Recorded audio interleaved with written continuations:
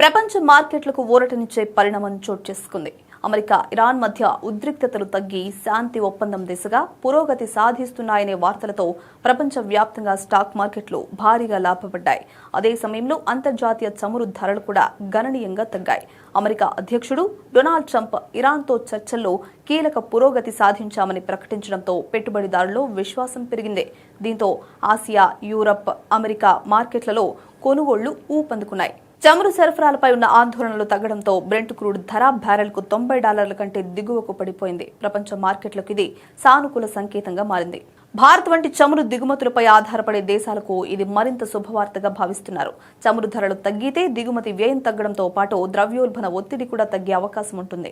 ప్రపంచ మార్కెట్లలో ర్యాలీ నేపథ్యంలో భారత స్టాక్ మార్కెట్లలో కూడా సానుకూల వాతావరణం నెలకొనే అవకాశం ఉందని మార్కెట్ నిపుణులు అంచనా వేస్తున్నారు. అయితే పరిస్థితి పూర్తిగా సాధారణ స్థితికి చేరిందని చెప్పడం ఇంకా తొందరపాటే అని విశ్లేషకులు హెచ్చరిస్తున్నారు.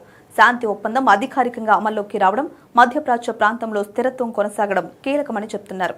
మొత్తంగా చూస్తే ఇరాన్ ఉద్రిక్తతలు తగ్గుతున్నాయనే సంకేతాలు ప్రపంచ పెట్టుబడిదారులకు ఊరటనిచ్చాయి. చమురు ధరల పతనం, స్టాక్ మార్కెట్ల ర్యాలీ ప్రపంచ ఆర్థిక వ్యవస్థకు సానుకూల సంకేతాలుగా కనిపిస్తున్నాయి.